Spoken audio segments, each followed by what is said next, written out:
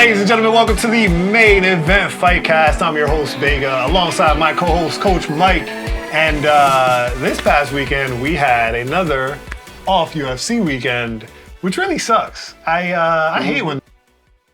maybe it's because I'm single. Is it a single thing, bro? Like, hating that the UFC is not on Saturdays. Like, I'm in a single part of my life where, like, I really don't want to be out dating. So, like, a Saturday night doesn't really sound exciting. So, like, I'd rather be watching the fight type shit.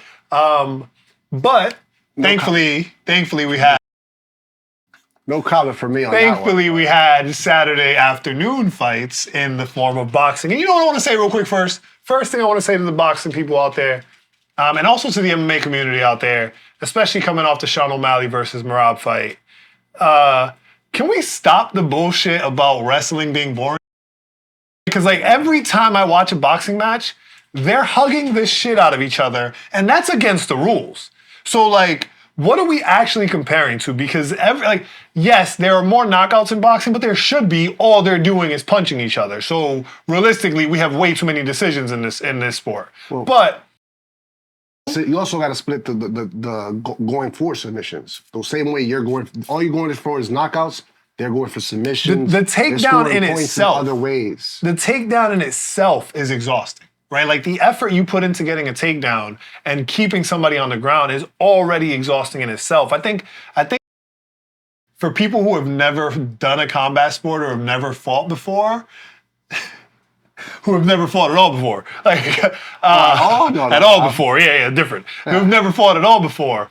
Like, I think that they think controlling someone on the ground is way easier than it actually is. I think people are bored looking at it because it's like, oh my God, it's so easy to keep somebody on the ground. Like, this is boring. You're not even doing, like, I would understand what the boss was mad at going back to when the Cuban got killed by Waldo. Job wrestling. Exactly, because it was low-level wrestling. It was and full disclosure, Waldo is my friend. Like we know him, right? So like, I still say it all the time. Like the wrestling was good for what Waldo does, and being somebody who's not a wrestler. It was a great game plan, and he did what he had to do to get the job done. He did not just lay. He was throwing punches. He went for submissions. He actually stood up and didn't just keep going for shots. He set them up. I think if he had more wrestling skill, he probably would. Exactly. They were both low-level wrestling, and he was a lot higher than this dude. He was able to. So I guess you could say that's boring to a certain extent, because you were saying the whole fight, you're like, oh, he could get up at any point. Right, he could literally stand up at any point. Stand up at any point. But after a while, even as somebody who enjoys the art of wrestling on the floor, and it's not, like as a combatant, I've always hated grappling. Like I do not like grappling. Is he saying that he now enjoys the wrestling part?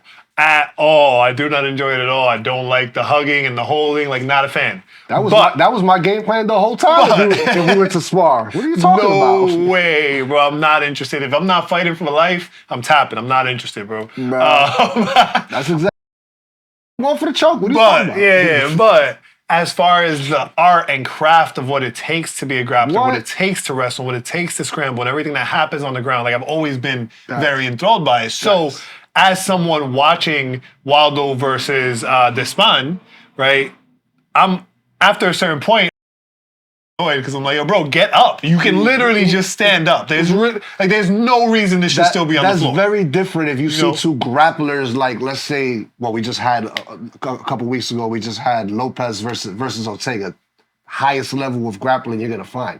If they're wrestling the entire fight, there's that's right, boring. Or even somebody that got a good nod, in my opinion, it was Charles Oliveira. Everybody's like, there's a post going around the internet where people are like, nobody complains about fighters like Charles because they go for it, and it's like, yeah, you're absolutely right. Charles goes for it. That's why Charles has the most submissions. Period. Very high. Like, there's just no conversation.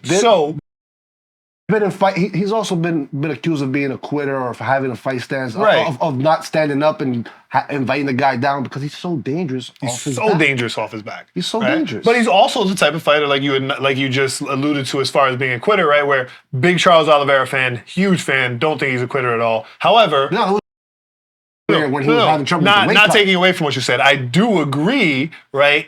as part of keeping it exciting, Charles Oliveira rather tap than keep trying to fight for something that he knows he's not going to get out of.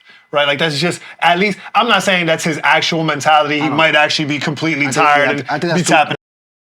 But just in general, from the audience perspective, that is a more exciting fight because somebody got finished. Yeah. Right? Like, that's not Charles's intention. That's not what I meant to say with it. What I mean to say is, from the audience perspective, it's more exciting to watch a Charles fight because if it goes to the ground, he's going to finish somebody or he's going to get finished by somebody. Knockouts. Right, he also has knockouts. He's in the fight to finish. There are people like Merab where Merab is, it's funny, the machine is the perfect title for him because he's literally, you just turn him, just get him going and he goes, you know what I mean? Imagine you could build a machine that doesn't kill, it just beats. It just beats on you. That's literally what he is. He can get some of that killer instinct in him. Yeah, I agree. It'd be a more exciting fighter. Which is also sounds disrespectful. I'm not going there. He's been fighting against high-level guys of late. Right. So don't get it twisted. He will finish people. That's the other part of the conversation. It's just that what's the B side of the fight? People who don't get finished. He's fought nothing but killers in his last 10 fights. Right. Like what are we mad at? That's a fact. Looking, even if you only go into his last 5, all right, looking at his last 5 fights, who in those last 5 has been finished? Or is somebody that we recognize as getting finished? Exactly. Right? Like, that's not real. Exactly. So, I wanted to acknowledge that before going into the absolute finishing that was with Daniel Dubois versus AJ, Anthony Joshua, right? I almost said William Gomez. That's going to be later on. He's fighting this weekend. That's why that almost slipped out. But Daniel Dubois, beautiful counterpunch. A little bit on the Leon Lucky side, right? Where like a lot of technique went into it. I'm not calling it lucky as in, oh my God, he's just so lucky that happened. I just think he had the perfect timing of everything happened. He had him figured out at that point. He was beating on him for what, 3 rounds, 4 rounds? Yeah. Right? It was a scary moment for him because that first crack that started pushing him to the ropes was definitely had him on his skates. You know what I'm saying? He wobbled. Did it push him to the rope or did he do the Issy? Ooh, did he pull an Izzy? I mean, you back up, you get your wits about you. You are something because you've been scoring the whole fight. What was really interesting to me with the fight, and I didn't watch the whole fight. I saw some highlights from different rounds. We just rewatched the knockout highlight right before filming. But what was interesting to me to the fight is like, I feel like the sugar showed off on AJ. Because he was fighting like he was winning the fight the whole time. Like his facial expressions, his animation. Something that was there against Francis was not there against AJ. Against Francis, he was way more focused, locked in, had a game plan. It was. I think this fight, and like all speculation, we know nothing about these people. I did watch the fight in its entirety. I tried to watch it live, and I was playing 2K. It was not focusing. From what I saw later again. From what I saw, because when I say I watched the highlights, I was like watching 2 rounds at a time, and then I would go and. So, for me, it felt like him knocking out Francis Ngannou was the worst thing that happened in his career. Yeah, it gave him such a confidence boost that he had no respect for Dubois, bro. He was getting smoked, and he's taunting. And he acting like he's winning. He's sticking his tongue at people in the crowd. It was. I don't want to use the word embarrassing, but that's the first word that came to mind. It wasn't. It's not the word, though. He did embarrass himself. Like a level below embarrassing. He did embarrass himself because he didn't respect his opponent. Yeah, he made a fool of himself in that sense. Yes, he did not respect his opponent. He was completely humble in the post fight. I don't know how interview him, but he did good. Yeah. Now we go back to the conversation of boxing versus MMA again, right? Where it's like, cool, Daniel Dubois won, but like, I don't know shit about Daniel Dubois, bro, and I don't actually care. I know he lost to the guy that Tyson Fury. Usyk. Alexander Usyk. Because Usyk is spanking everybody, bro. He's handing out the spanks. To me, the most interesting thing of the whole night was Tyson Fury has lost it. No, bro, he didn't lose it. I just told you the sugar show is rubbing off on everybody, bro. No, bro, he lost it. Like he had or maybe it's an aura, bro. I'm telling you, the aura's gone. He's out there trying to Sweet Talk, the guy that just beat his ass, like no doubt about it, beat his ass. He was winning I want to say the first 3-4 rounds, but it just a tide turn. And if he ever looked back and watched that I think fight, Usyk got dropped, and then after the drop, it was when he came in. It was like, that's enough of this shit. Yeah, but Tyson got dropped too. Tyson got dropped a couple times. It was really bad, and he almost got finished. Remember, the ref saved him. The one thing about Tyson is he's a tough guy to knock out. Clearly, because to what Wilder hit him with is just crazy. He stood right up like a mummy and won the round. Yeah, like he's very different. I'm not trying to disrespect him, but his aura is gone the moment he's trying to sweet talk Alexander and tell him, these are the two guys you just... You think in the back of Alexander's mind, he's not thinking, yeah, and I just taught you more recently. And everybody else is not thinking that. He's delusional about what happened. And if he gets back in the ring there with that same confidence, he's going to get smart. Or devil's advocate, he's to the confidence to get into Usyk's head, right? And is like, yo, and it's kind of playing it like, these guys you beat, but you know the judges gave you the one against me. And like, you taught these niggas something, but the judges gave you something. That conversation goes different if you believe that. If you believe that, that conversation goes, these are two, we need to run it back. I can't speak. I can't speak to British insult culture, so I don't know if they insult people differently than we do. Well, I don't know if the bar he dropped that night was as hard. I've heard him speak plenty of time, and I'm telling you, his aura's gone with that. Not saying. Listen, he lost to Ngannou. All he needs to do, he won 100%. He lost to Ngannou. I 100%. And then right after that, he lost to Usyk. I 100% believe he lost to Ngannou. So he's 2 losses in. And the thing is, after being undefeated for damn near 2 decades. He can easily get it by just getting in the lab and understanding what he did wrong. And that's it. That's all it takes. But the moment you dancing around and have this false pretense. I always wonder, like, what if a fighter goes back, watches the fight footage of, like, losing to somebody, and sits there and is like, I don't know what the fuck I could have done. But to at least, even just like, I don't fucking know. To at least accept that you lost and things have to go different.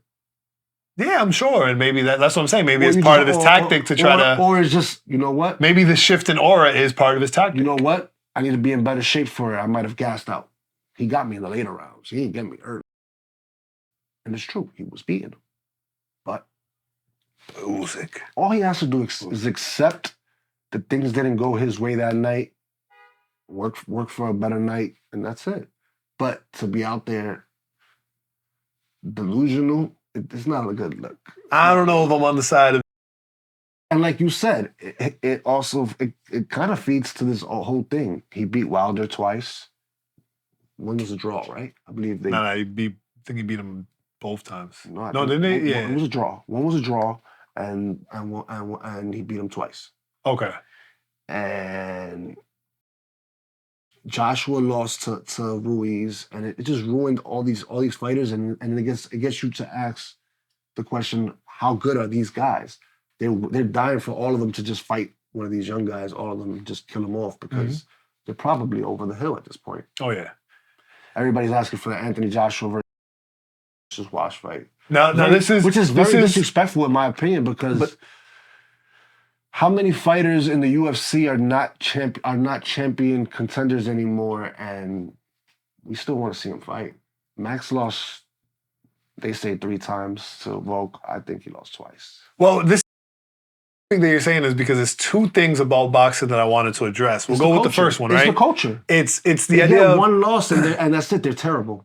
Right. Like I don't know whose fault that is. I don't know if that's the fans' fault. Joshua got 4 losses and he's washed. But I don't know. But whose fault is that? Over the hill. But whose fault is that? Whose fault is that? Is it the promoter's fault? It's the fan base and the promoters at the same time. The promoters have to. So if you say it's the same time, then I blame the promoters fully, right? Because for the reason I say it is because it's a top-down relationship, right? Like the promoters are selling us something. I guess the promoters are the ones that are going to build the culture, right? Hopefully. And that's where. And I know that it may sound like I'm super fanning or glazing over Dana over the last couple episodes, but just thinking about the things he's been able to accomplish. Trying to get a deal, bro. Thinking about the things he's been able to accomplish with MMA, No, right? When you look at the fact that, like, all right, this fight just happened, right? This past weekend in boxing, right? Can you name?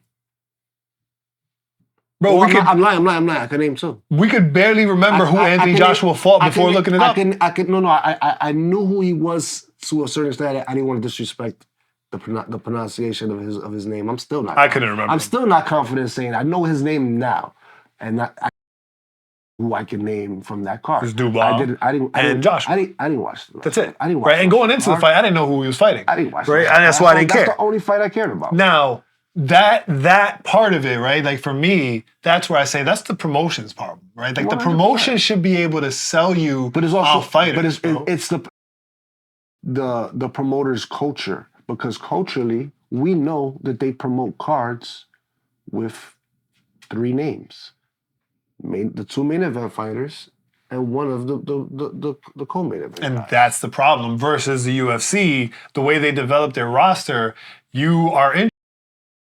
Right, even as look at the amount of people. Point where Dana feels that he can do things like, Raul Rosa is such a star. He can go first. He can open up the main card, but guess what? We'll have him open up the prelims. Right, and then right behind him, we're gonna put who was it? You know what that is? But Torres Bahamondes after? No, it's called cojones. Dana White has the balls. No, it's not. It got nothing to do with balls. It's not even doing anything different. This is what I'm saying. The people who are actually doing something different is the boxing community. They're doing something different that's completely wrong. That's been going on for years, though. So right. How is it different? But because what Dana's doing is just practice, bro. But it's newer than what boxing. What I'm saying, that's why I say it's new for combat sports, because the only combat sport we recognized was boxing, and boxing was doing it wrong the whole time, right? Mm-hmm. Like think about a company like Coca-Cola, right? I can compare Coca-Cola to UFC. Why? Because Coca-Cola has a whole lineup of products that you recognize. Diet Coke. Are they Sprite? Yeah, they own Sprite. I don't know. I don't know. You see what I'm saying? I don't know the pecking order, but they're all there. But you know all the names. You know what I mean? Like I know exactly whether you know the names, even if you don't know their Coke. Yeah, you know what I'm saying? I know exactly where you were going, but UFC. I wouldn't know the factual. There's people who watched UFC for the first UFC that became fans of fighters that night. Right? Because they promote these fighters in that way. Look at the highlight reels that they put on for these fighters. Right? Versus every time we tune into a boxing match, there's 30 minutes between fights, and of those 30 minutes, 28 of them is the commentators talking about. Just think about the bars that had both the boxing events on, had a boxing event on, and had the UFC on that night. Nobody was watching the boxing until the Canelo fight. There's no chance that you're looking at both screens back and forth and you're getting stuck over there with boxing in that event. Maybe at the end when Canelo gets on, Canelo's on. But that's it. You're watching the UFC the entire time. It's just, even if you're not, it's over there. It's gonna put you into that, and it's just. There's a big difference in the pop. It's a huge and difference. Just the pop you get. It's so big, bro. And so big. But again, I don't like that whole statement of the glazing Dana, whatever. Because it's not a Dana thing. But the truth is, it kind of is a Dana thing in promoting. If I'm crediting what you're saying, because you're right, it's the promoter's fault, not the fans' fault. Dana wasn't so great at this. Why have boxing been recruiting him for so long to go over there? True. When he can literally say, "You're the competition," and that's what I mean. Like the thing that but he doesn't see them as competition. Dana's doing something different when we look at sports have been operated for all this time. But if we stop and look at both things that are happening, right, and we assess them on a business level. The boxing ones are the ones doing it wrong, and they've been doing it wrong the whole time. 100%. Like, why the hell did we let this happen? That's why. that's why their money is starting to look different. They're starting to not want to. They don't want these. They want these stars almost out the door because they want too much and they can't afford it. They keep right. And if you're giving all the money to these stars at the top of the card, you have no money left to promote the guys at the bottom. And if you can't promote the guys at the bottom, what's really happening? Can you name what company is So that brings us to point what are two. people signed to and all that stuff? Because I can't. That brings us to point two. I have no clue how that works. Hold on, I gotta pull this up real quick. Where is it? I can't. Here, okay. I have no idea how that works. So this is what blows my mind, right? Now, remember what I was just saying about the fight cards, right? Again, even let's taking UFC Noche out of the equation and just picking any random card, right? Like top to bottom, you usually have anywhere between 8 and 13 fights, knowing who are main event, co-main event, usually title fight, title contender, but everybody else is just kind of fighting for rankings and there's just fights going on, right? Mm-hmm. Cool. Explain to me how I'm supposed to keep up with boxing. Explain to me how, what is happening when you have 6 fights on the card and 5 of them are title fights? That's so. And nobody cares, bro. How did we get to a place where nobody cares, bro? Can't say that nobody cares, but I didn't watch any fight but the Joshua fight. That's absurd. So only one title fight mattered. And you didn't even watch it because of the title. You watched it for Anthony Joshua. Who didn't even hold the belt. And that's the crazy part. He was fighting for the belt. But this is the difference. He didn't have the belt. That's what I'm saying. It's not about that belt. That belt don't even matter. Remember how Izzy said, I'm not going for the belt, I'm going for his head? It really doesn't even matter for these boxing guys. And boxing, the belt doesn't matter at all. It doesn't matter. It doesn't matter. The star there was Anthony Joshua. The guy did not hold because of the hype that they build up between will he and Tyson Fury fight? Will he and Wilder fight all this time when they were all undefeated knockout artists? And this is the thing. They want to build these guys up so much and they're so each other. They end up getting quote unquote washed in their career, not in their prime anymore, when they get to fight each other. Yep. And then by that point, it falls into that category of like. And the problem is if you're smart, you smart to it, like you understood it, you've been a while, you're like, I don't even want it anymore. Exactly. By the time we get to it, again, it ends up recycling the same problem where now these stars are too expensive, so the fight itself is going to cost mad money. When we see them fight, no one's actually going to care about the undercard because promoting that. On that same point. Oh, six fights and 5 titles is nuts. That's kind of crazy, bro. On that same point, what's happening in the UFC? Aljo pulls out a monster like John Silva is calling to get in that. Bat, bro. You don't see that in boxing, and bro. And it's funny, and if you go on the internet, they're talking about how Mozart, yeah. He's on Twitter like nobody wants to fight me, and Gina's like I'll take it, but there's a flaw in that I noticed. Okay. Talk to me. Gene that night he can't make weight that night.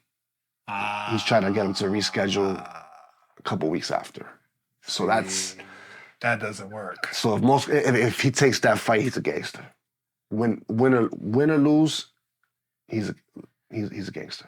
If he takes that, listen, is a monster. We see it. That's our eyes. That's the eye test. Our eye test tell us he's gonna be in that top 10. But Mozart's not bad. But Mozart's also number 2, number 3, or something like that. He has no reason to fight somebody out of the rankings. True. But that's a big enough coming up that that is enticing. If he could put the fire out, just you know how we always talk about this. You get them while they're green. Get them early. If you believe you're gonna be the champion, the Lord is not green, bro. Gene Silva is coming in hot. This is the greenest you're gonna get him now. The greenest you're gonna get him right now. He's just gonna keep getting better. It's all up for him right now. His leader might touch the title real soon, or at least fight for it. Yeah, it's just going up real soon. It's just going up from here.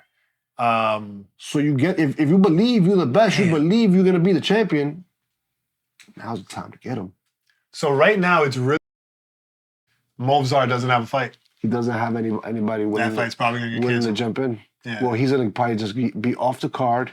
And if he's really knee-deep into the camp and wants to still fight, he'll probably take the John Silver fight. I feel like for as much shit as he was talking, he should wait for Aljo. Yeah. That's where I stand. Like, I feel like the beef that was brewing between them. I see that, but he needs a good fight quick. It's a good time for him to get in, like to actually snatch up an opponent that isn't ranked or whatever. So he's gonna wait. He's gonna wait it out. Somebody that he can actually get a knockout finally. Let's see who can they get. John. Who can they get in last? He's just not that minute. guy. Let's He's see. a monster. Like, Let's see who can we let's play matchmaker for a second. Who can we give to my boy? Where is he? Movzar 6. he's 6. I thought he was a little higher. Yair is the fight. But Yair would have spoke.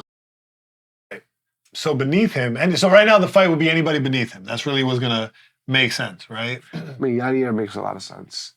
Diego already turned him down, said... Yeah, that's what I mean. Everybody above him is gonna say no, right? Brian can't, he's injured. Yair was free. I think Yair's in a position where he can't say no to nobody.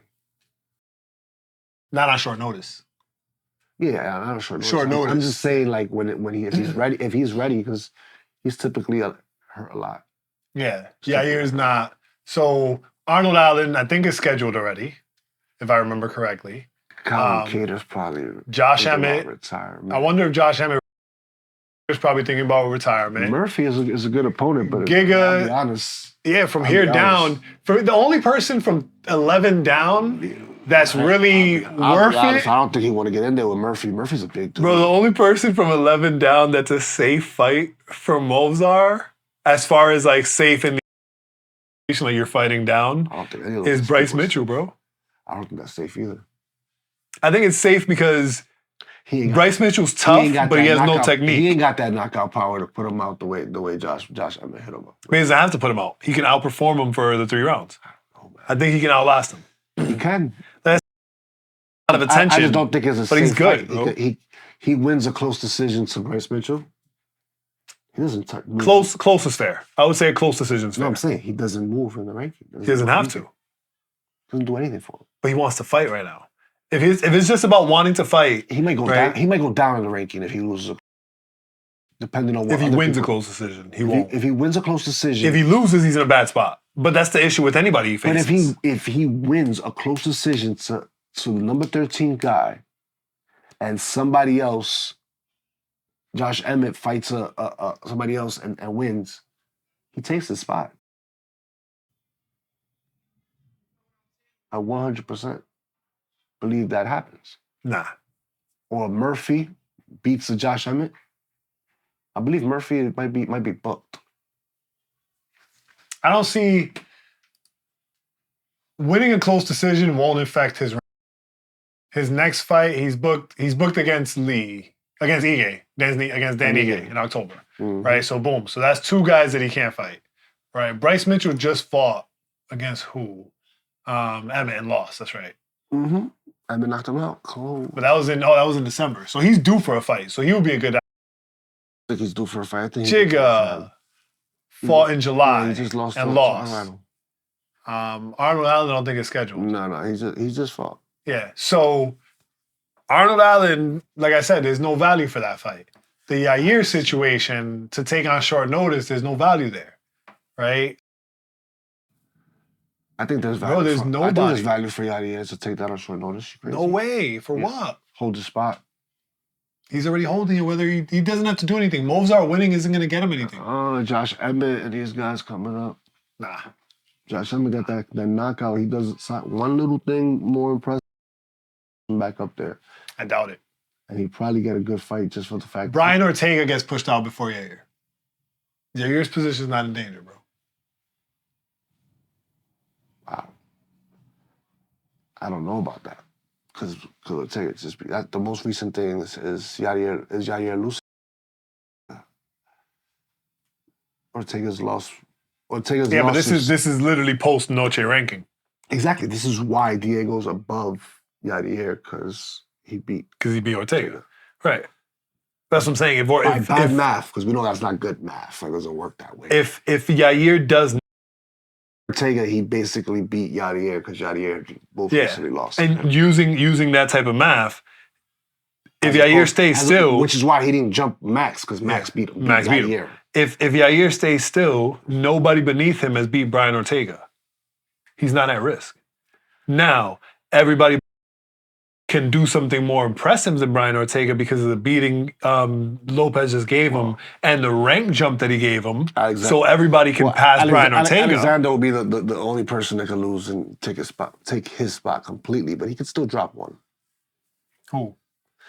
The only way that somebody would is if somebody beats Alexander. Leapfrogs who, Diego? No, not well. It might not leapfrog Diego. They'll just put him over Yair. No, I'm saying. I think they'll just drop Alexander under Diego, and the person will be right him and Yair. I don't understand what you're saying. Let's say Josh Emmett fights Alexander Volkanovski. Yeah. Knocks him out. Mm-hmm. Now I see Max number 1, Diego number 2, Josh Emmett number 3, Yair. Yeah.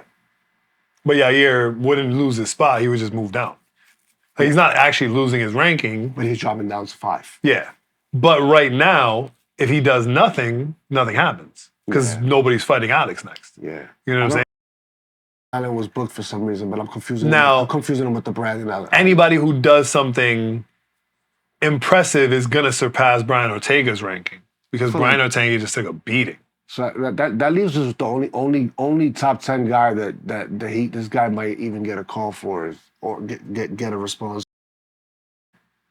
It's the only person. Which is going to lead to an unranked guy getting the fight. And I don't think Dana wants to do it because he already doesn't believe this guy's a killer enough. It'll be boring. Or he can finally kill. Or that. He could abuse him. But it'll be difficult for Dana to judge that. Like, we just gave you somebody to save the card. And not even to save the card because the card is pretty stacked already. So losing that fight doesn't really damage the card. It's a gift. It'll be a gift to him. It's a gift to Mozart. Mm-hmm. That's what I'm saying. Mozart has to prove something. But speaking of fights, I'm super excited because this weekend we have fights again, and they start at 3, bro. 3 o'clock in the afternoon is when the prelims begin. Oki versus Chris Duncan. Where are they at this week? They're like Paris, France. Ooh. France. This is the French card. That's right. That's why he got by a fighter from France too. Hilarious. Isn't he French? It was the Revenge of Ngannou, bro. The Revenge of Ngannou. UFC, baby. So this week's card is stacked. The UFC. I don't know how many excited for. He's using the term very loosely with the stacked. Stacked as far as the amount of fights, not the quality of fights. Well, yeah, I'll take that. I'll take that. Stacked as far as the amount, because like I said, a standard card can be between 8 and 13. I think this card has 14 fights. So that's what I mean. I'm a believer.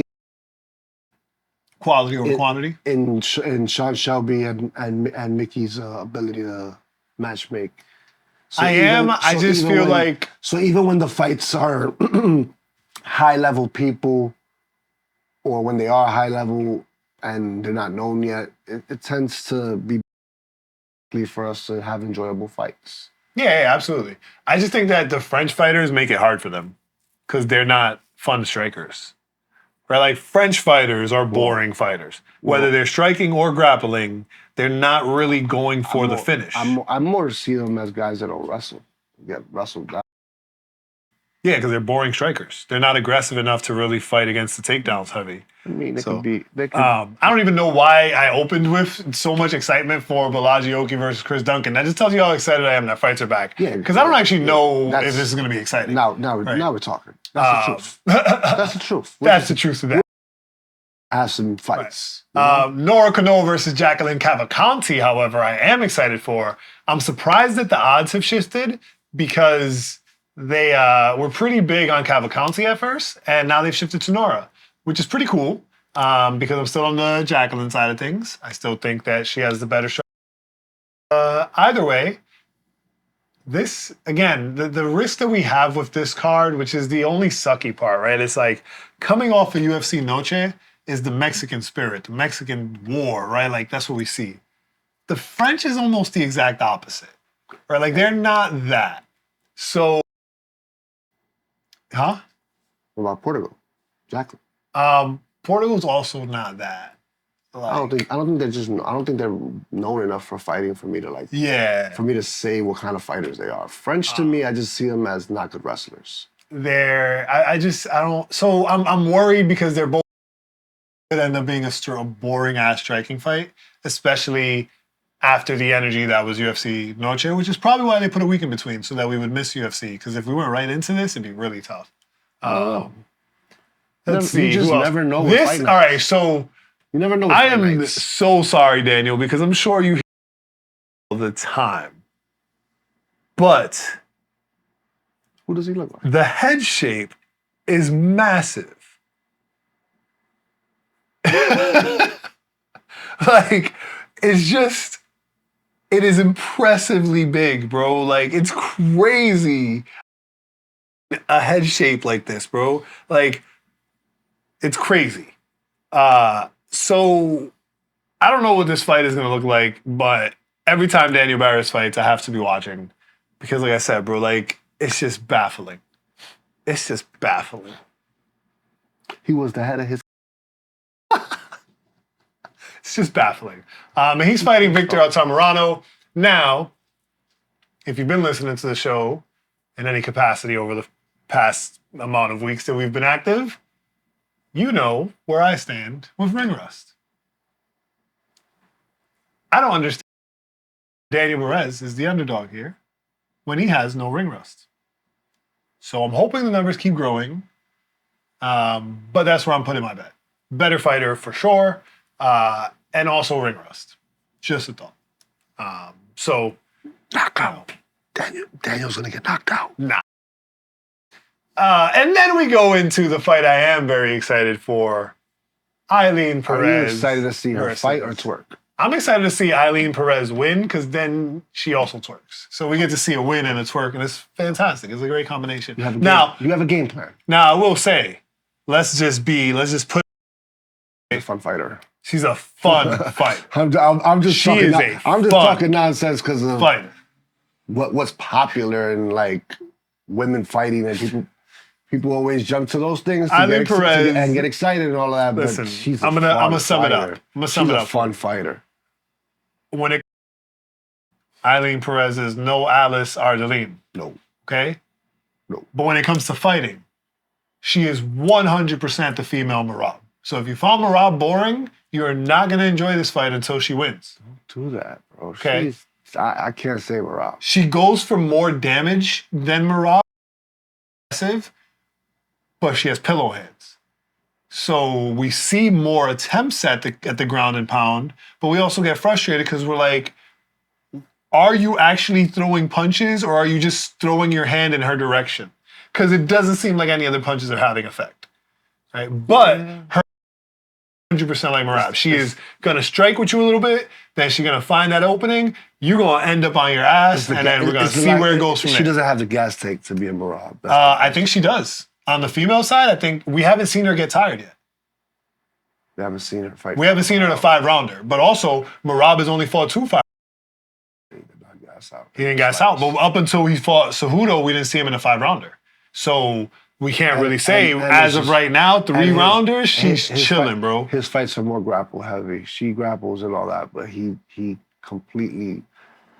He has a style where he takes you down and does not hold you down up and take you down again because of the energy that you're wasting and doing. While she takes you down and doesn't let you up unless she has. But if you try to get up, she's taking you right back down. She has a more typical wrestler approach in that sense, as opposed to Merab is not trying to hold you down. He's not wasting any energies. He's holding you for a second, hitting little pillow shots like you call, or whatever. And then coming back up. And wants you to get up for he can bring you right back down, and it's just killing your energy, it's killing your hope. I know that this is gonna be an exciting fight. That's what matters most. Ailin Perez. Let's see where she goes with it. I don't know if she has the full capacity to be champion. Her at least fight for it. No, but she has a chance of becoming a star right now. She's been buzzing. She's been doing some good things. Let's see. I don't really care about this fight. It's the only thing I want to say about this fight: Taylor Lapilus versus Vince Morales. Taylor Lapilus is represented for France. Again, similar, low-paced, very technical striker. Apparently he's too fast for him, and he's also like 3 inches shorter than him or 4 inches shorter than him. Than Vince Morales? Mm-hmm. Oh, wow. I think it's 5'9". Vince Morales is also returning to the UFC. Not ring rust. Yes. Not ring rust because he's regional scene. He's been busy. He's been very busy. But he's returning. He's been very busy. Roosevelt's a fun fighter. Is he? Yeah. You see him on the Ultimate Fighter? Oh, yeah. That's right. Damn. And he's plus 550 against Ludovic Klein? He was arguing with your boy, I don't want to call it. I don't want to call it a lock of the week, but it's definitely the only thing I feel like betting. Wow, that's risky. Yeah. Umar Sy versus Da Woon Jong. I'll find a submission or knockout with it. I think Angelo from We Want Picks said this best for this fight. Da Woon Jong was really good at the beginning of his career, and there's mad highlights from that. But he's been really bad over the last 5 or 6 of his career. And so Umar Sy is going to crush him. So they put him in there with a killer? They put him in there with a killer. But marketing is going to trick people into thinking this is the dog to bet on. It is not. Do not bet on him. Unless you're in to watch. Right, unless you're in the Mike space where you're like, well, the odds are really good and there's a chance. There's always a chance. It's worth it because with Da Woon Jong, there's always a chance he returns to what he was at the beginning. But the chance is low. You bet on the knockout maybe just because the odds is going to be crazy. That's what I mean. They're going to be so crazy. Put $5, $10 have fun with on a knockout. Ian Cutelaba, which I swear I thought he retired, bro. I don't know why I was so convinced I thought he retired, bro. That's because you know how CTE works and he's soon. He's there. He's getting close. I'm not excited for that fight at all. That's just the prelims then. That's the good news. I mean, if you want to bet, you got to bet for him to get knocked out. Probably. That's the good news is that's just the prelims. So let's see how the main event does. Mm-hmm. All right, main card. Matt Frevola versus Faris Zaim. Again. Faris is another French striker. Very technical. So when I'm critiquing the French strikers, I don't mean it in an insulting, they're bad fighters way. What I'm saying is they are very, very, very technical strikers that only wait for the absolute perfect opportunity to strike. Can he wrestle? Does not. He's done. I think he might punch Matt Frevola's face in for a little while. But Frevola has a chance to take him down. If he does not knock him out early, he will get wrestled. Yeah, I don't think Faris knocks him out. So you know what's going to happen. So, yeah. You heard it from Mike, not from me. Plus 100 dogs. Yeah, it's not really worth it. So it's not exactly a sexy bet. Yeah. But Morgan Charrier versus Gabriel Miranda. Now, this one is a loyalty pick for me. I'm going to bet on Gabriel Miranda because I'm a big fan. Brazil, exactly. You know what I mean? And again, everything I've said about French fighters to this point. Also, appreciate anybody trying to say that Chepe robbed Morgan when he beat him. Chepe definitely won the fight. Yeah. So for me, underdog money plus all those other factors, there's not really much you can say to convince me otherwise. I'm going to do what I do. But that's not to say that Morgan Charrier is not a great fighter. I'll stay away. I don't know. Although Morgan is the only French fighter on the card that I will not describe as being a slow technical striker. He's super technical, but also very energized. He's very in there, aggressive, ready to brawl. And that's why it was a great fight between him and Chepe, and I don't appreciate the statement that it was a robbery because it was a close fight. So you're going to bet I just think Gabriel is more dangerous in the sub world. That'll show him, right? That'll show somebody. No, it's not against Morgan. I'm mad at the community, not him. I know, I'm being an asshole. But no, I think Gabriel's submission space is dangerous enough. I might be completely wrong on that, and Again, loyalty bet. That's all. We talked about it last week, but we can never talk about Bryan Battle enough because Bryan Battle is coming to take over the welterweight division as far as I'm concerned. I'm looking forward to a quick fight between him and Kevin. Again, Kevin Gisette falls back into that space of slow technical strikers. I don't think he's technical enough to land a powerful or accurate enough counter strike against Bryan Battle. And Bryan Battle, I think, is more well-rounded with his wrestling game. So I'm a big fan of Bryan Battle also. I'm hoping ranked opponent. I hope so too. I think we can get him through this. And hopefully, Brian, if you're listening, the art of the call-out. You know what I'm saying? Just think about your call-out. You're going to win. We know that part. Just think about your call-out. How you do your call-out. Jinxing it, bro. Not jinxing it. I think jinxing stuff.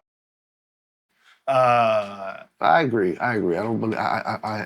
It's very egotistical almost to think that our words have any. I think I have that kind of power over the universe. I'm in a fantasy football league. I know this is fight podcast, but nah, but you made a little $20 with that random on DraftKings. Listen.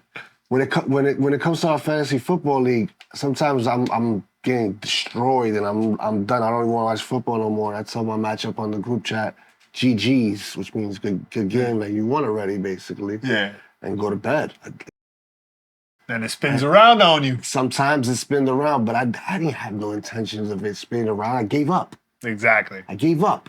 And when I would do that in the group chat, all these guys would attack me. When I wake up or I just go back to my phone again, he's doing it again. I'm like, doing that bad juju. Like, yo, but I'm not out here practicing voodoo. Boy, he said, I'm going to bed. They thought you pulled out the chicken. Yeah. and before more than ever, now I got a day job or whatever. But back when I used to work in the nighttime, I was literally about to take my nap. I got to go to work at 10 p.m. I'm pissed. This wasn't fun for me. The first day of the week, Sunday night, working overnight. Yep. So it's like, damn, I'm about to lose my matchup. I'm out of here. But I'm talking about down a lot. I'm not talking about. I be feeling like that on some fight nights when the fights when I'm down like 5 bets in a row. I'm like, yo, fuck the rest of this card, bro. I'll just watch this shit in the morning. I don't care no more. I'll actually give up though. That's the thing. I'll sit and watch the fight. I'll sit and watch the fight. I'll just move from the couch to the bed. It's different when it comes to like NFL. If the Jets ain't playing, I'm watching NFL Red Zone for the most part, or unless it's a crazy good matchup. Anyway, wrapping up this card, Gomez, which I mentioned earlier, versus Joe Anderson Brito. Gomez, I think, is maybe I'm mixing him up with somebody, and I hope not, but I feel like William Gomez is the only wrestling-heavy French fighter on the card. Yeah, I was thinking this might be the only. 7 by knockout, 1 by submission. I lied. Probably the highest. This one right here. William Gomez versus Joe Anderson Brito. But it could also be a frantic pace at the same time. I think it's gonna be a wild pace. I think it could just be a whole lot of sprawls, to be honest. I think for a French showing, they really set the French fighters up in a bad way for this card. Same could be said about the spear with the Mexican fighter. Yeah, it was tough fights. Imavov versus Brendan Allen. Brendan Allen. This is gonna be a good one. This is a fight I've been looking forward to. I honestly haven't seen Brendan Allen perform to be like a top. No, I don't think he's a top 5 fighter, but I think he's fun. I think this is a big jump for him, even though there's only 4 spots in the rankings. Yeah, I don't think his performance against Chris Curtis was good enough for me to feel like he has a strong chance against Imavov. Yeah, like it's almost like if he wins this fight, he can call for a title almost. Nah, he can't. In a disaster. I'm just saying the way ranking wise. If you're talking about, I just jumped up from 4 rankings there. The next jump up is the title. Yeah, that's realistic if the division is in a good peaceful space. So what I meant to say is he can call for a title 100%. Yes. And I'm talking about like not even a title contender. I'm talking about eliminated in the sense that if these guys fight, and then it goes that way, I'm the next one up. Yeah. Depending on the way chips fall. Yeah. But it should be a good fight. I think it should be a fun fight. Imavov is more of a wrestler, but he for a little while and see what he can do. So should be cool. Mm-hmm. Then we got the main event of the evening, which Money Moicano versus Popeye the Sailorman is probably going to be the best fight of the night. It's going to be the best win. Benoit Saint-Denis, for those people who are too young to It's his post-fight interview. That's when it's going to be exciting. That's going to be the most exciting part. Yo, it's sad because I feel like every Renato Moicano fan is less interested in him in actually winning the fight and more interested in him doing the post-fight win speech. He's going to win. It's going to be an exciting post-fight. I don't know, man. I don't know. I'm being a fan. I don't care. I appreciate it. I'm being honest. I appreciate it. I'm not betting on this fight. I appreciate it. I think this is going to be no parts of betting because I think this is going to be Renato's toughest fight to date. He earned that rank with the fluke win over Turner. And I'm telling you that Turner's a better fighter than Benoit. Benoit said minutes, I think. Yeah. I think so. Ooh. Ozo moment. He got caught in a moment. I think he's a better fighter. Jalen's definitely better than Renato. I think Jalen Turner could beat Cormier. Nah, not yet. I think he can. Not yet. I think he can. But are you excited for you said you're excited for this. Absolutely, I'm excited for this fight. But I'm saying that on top of the fight being exciting, I'm waiting for that post-fight interview because I think Money Moicano's going to pull it off. I'm excited for if my way in the world, Benoit Saint-Denis is going to win because that's what I'm expecting to happen. But he's going to give us a Moicano speech afterwards because that's what I want to happen. Like, I want to hear Money Moicano after winning. That's not exciting. You know what I'm saying? You're excited for a fight and you want the loser the speech after. No. What I'm saying is I wish that Benoit, who's going to win the fight, had the energy of Money Moicano after he wins so that I can get the best of both worlds. You know? You want him to make a Money Moicano type. Like, I want him, like, I know Benoit Saint-Denis going to win. Like, I this is just a thing that's going to happen. Outer body. But like, if he wins, like, this guy's like, look, I want him to have Money Moicano energy. He's asking for a Freaky Friday episode, bro. Yeah, that's what I want. I want Freaky Friday for the post-fight speech. Like, bro, what is he gonna do? Practice in the mirror I don't know, bro. Straight to try. I don't know, but for me, that's what I look forward to.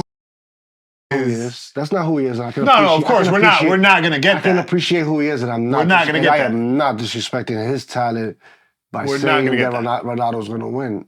I just like. If you think Renato's gonna win, this is the one to bet on, bro. It's pretty good odds for it, you know. But I just think that Benoit Saint-Denis tactical and more specialized in his overall game.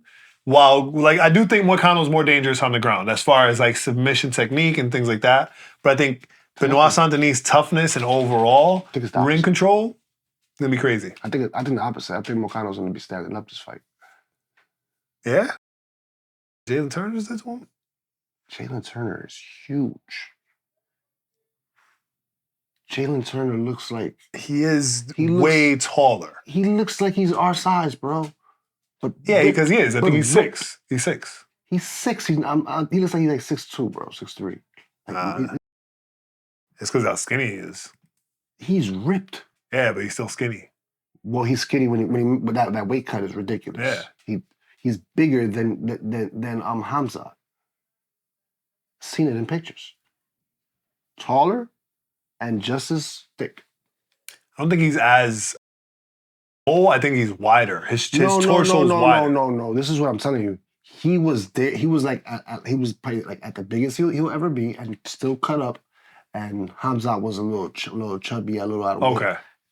And you can see who's the bigger man naturally. Well, not naturally. Is not training, and Jalen was probably training at the time. He's not naturally the thicker person. He's naturally the bigger man. Like, when they're fit and they're in shape, wide shoulders, long arms. Yeah. Bro, he is not a lightweight. to be because the weight cut killing him.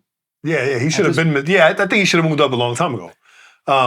But that doesn't change the fact that like it's just a big on difference a power between level, 155 and 170. But on a power level, Benoit Saint-Denis is carrying that same power in that framework.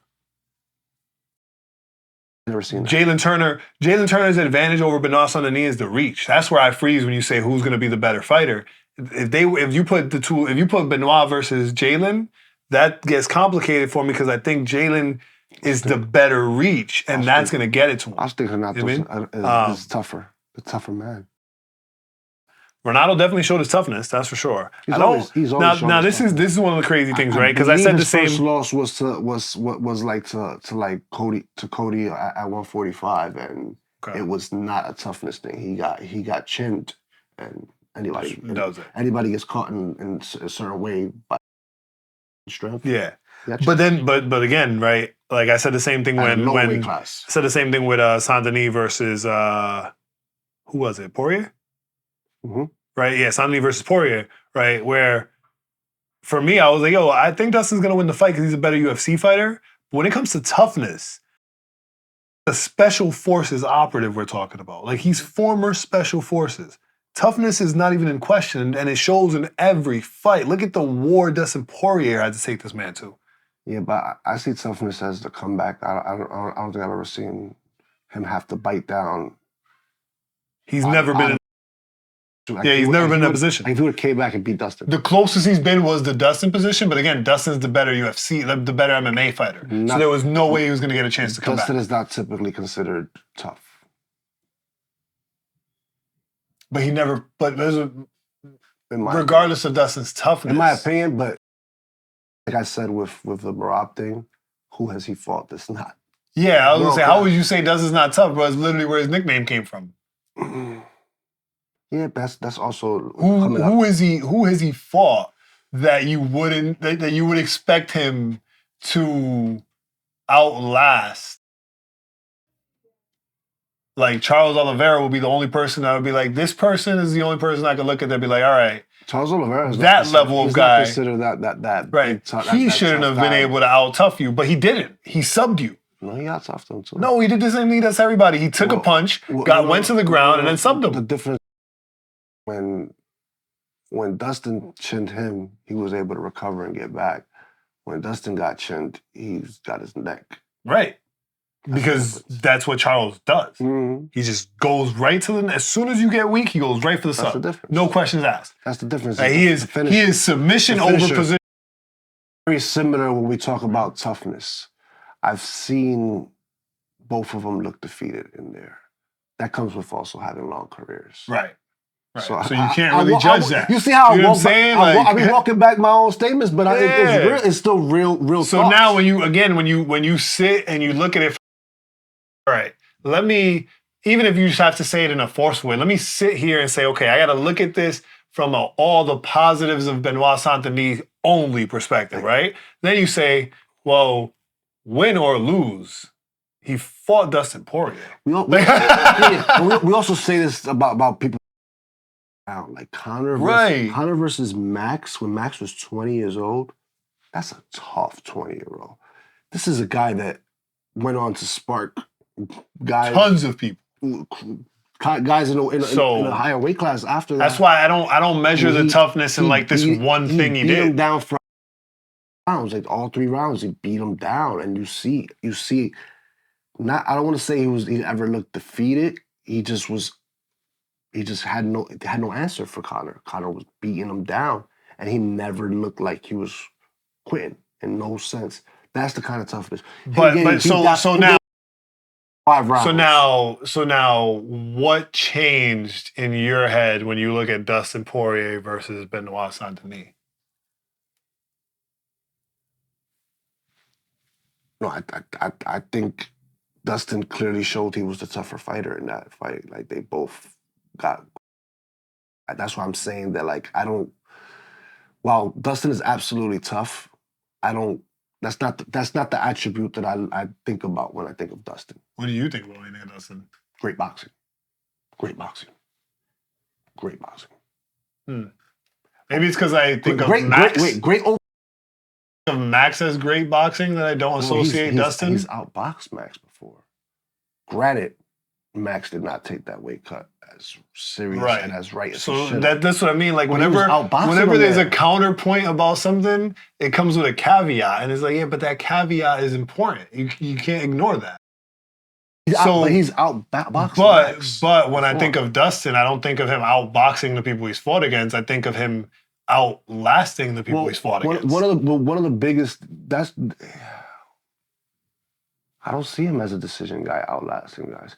He has great boxing and he finishes not too many, but I don't know. Literally, like most of his fights is him being the tougher, stronger fighter. No, sometimes he's just a better like. I didn't think he was the tougher fighter against Max. I thought he was just. It was better technique he was hitting them with. He literally outboxed Max. But again, you go into fights with caveats, bro. What? Oh, the fact that they didn't take the weight class. Right. Are you talking about somebody who's that's not... unfortunate. As much as I love Max, you can't. It's not about making an excuse for Max. It's about over-crediting somebody for something they could not...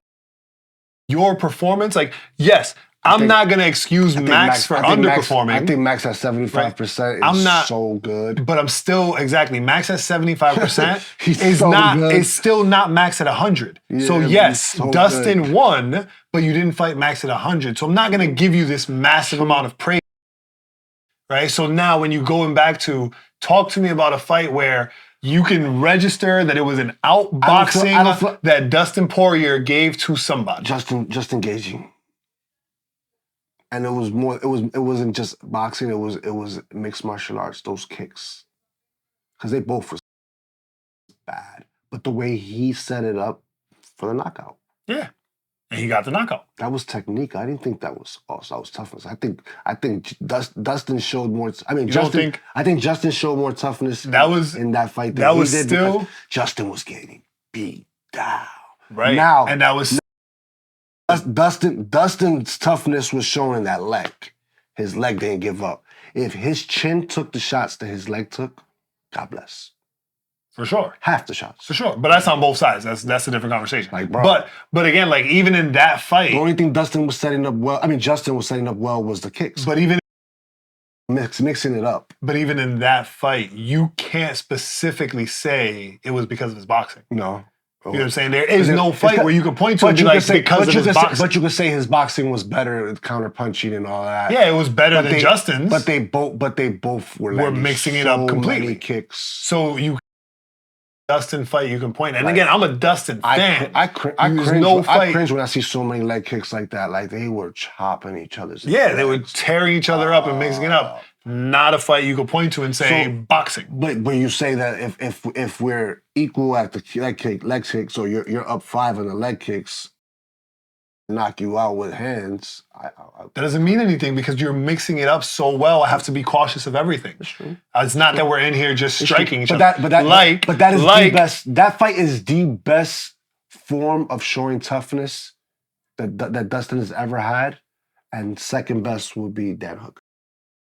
Nah. What about his first fight against Conor? Knocked out. He got sparked early. That wasn't early. Yeah, he got sparked early, bro. It was third round. The first time he fought. Yeah. I think he got sparked early. That was third round for sure. I thought he got sparked early in that fight. The only early fights, right, Michael Johnson sparked him early. The only early fights with Conor were the other way around. Guess what? I do not remember that fight as an entirety then. Let me see.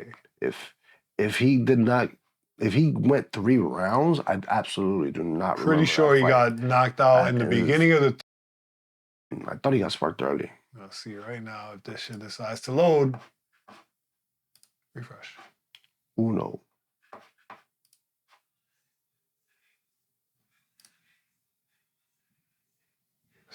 First round knockout. First round knockout? What time? I shouldn't have clicked on this. So I feel like that was an outboxing thing that with Conor. At 1-4. Yeah.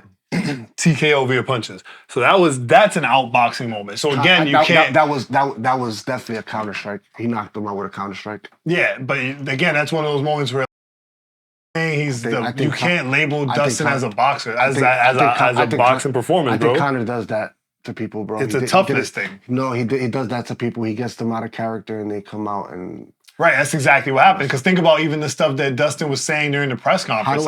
All of that shit is out of character. No, but you're talking about 2 and 3. I'm talking about in one. I could vividly remember them about to fight in the... That's what I'm saying. Think about everything Dustin was saying in the first one. Conor was getting in his head. He was all the way in his head. Dustin was responding with stuff that Dustin doesn't say. You know what I'm saying? Like even when Dustin is that kind of...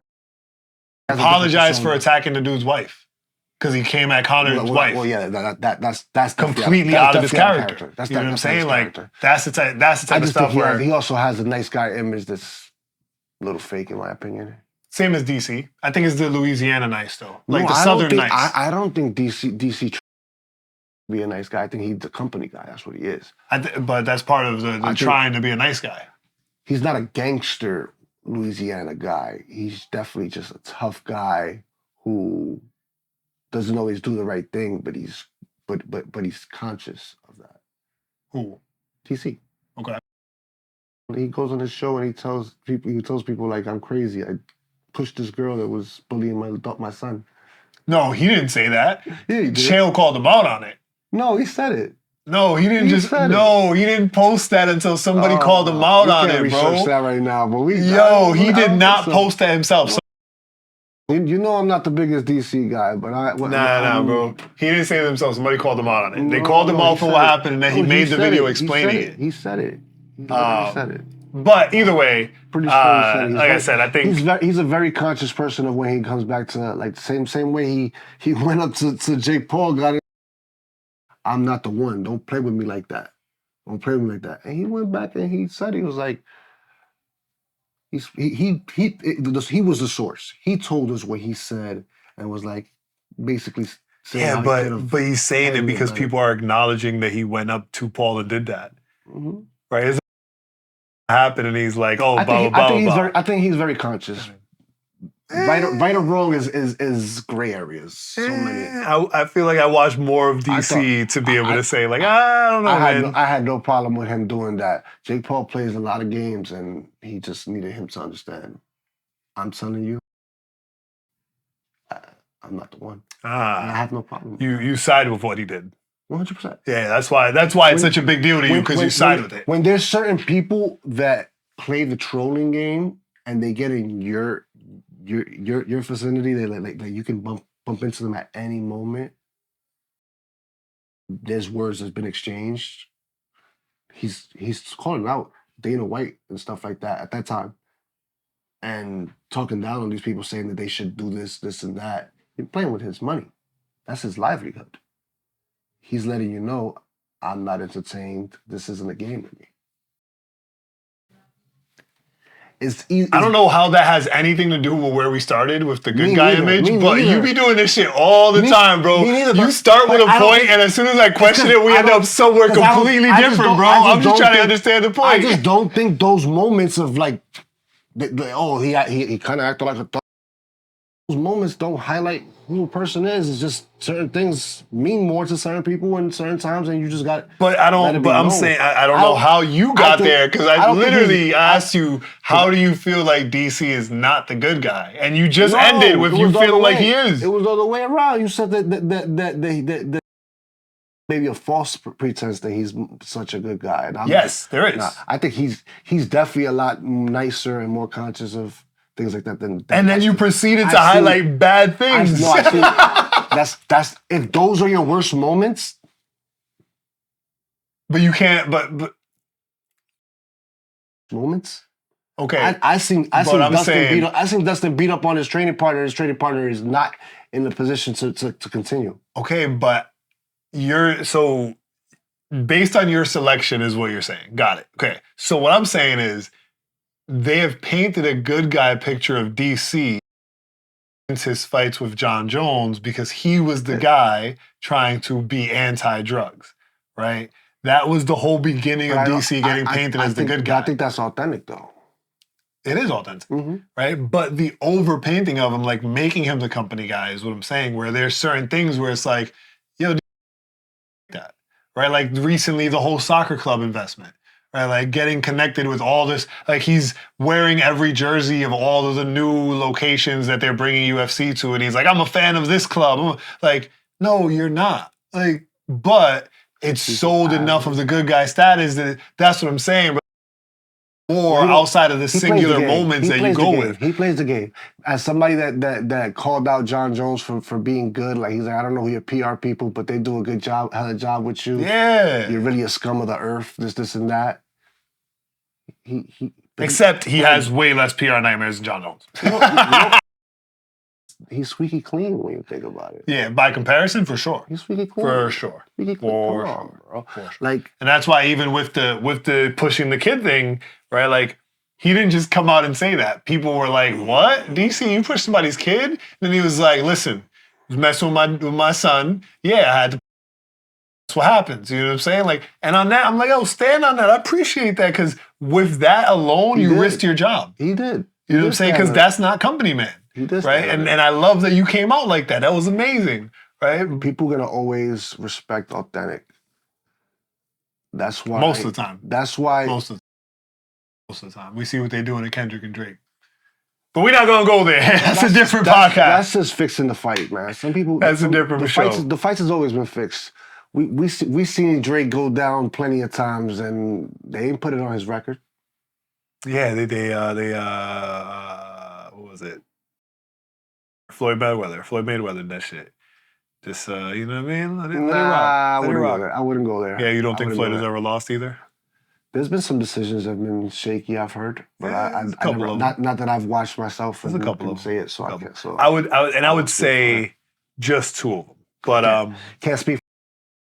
That's not how I would go about it with it, because I have to watch it. That's gotta watch it. But it's just it's rap. There's no real record. That's the thing about fighting.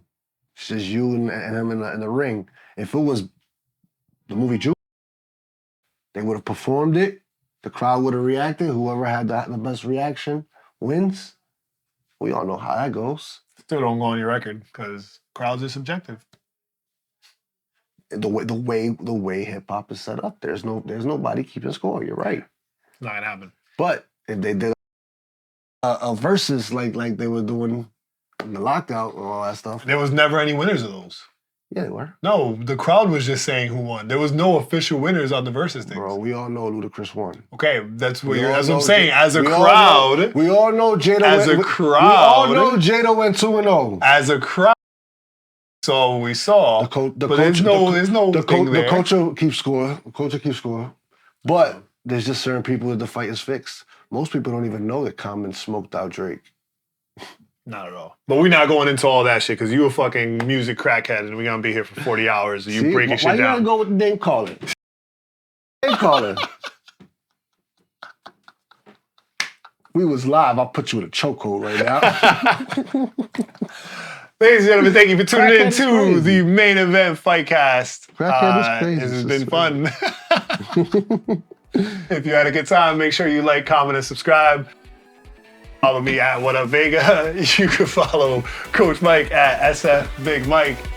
And thanks for tuning in. Peace.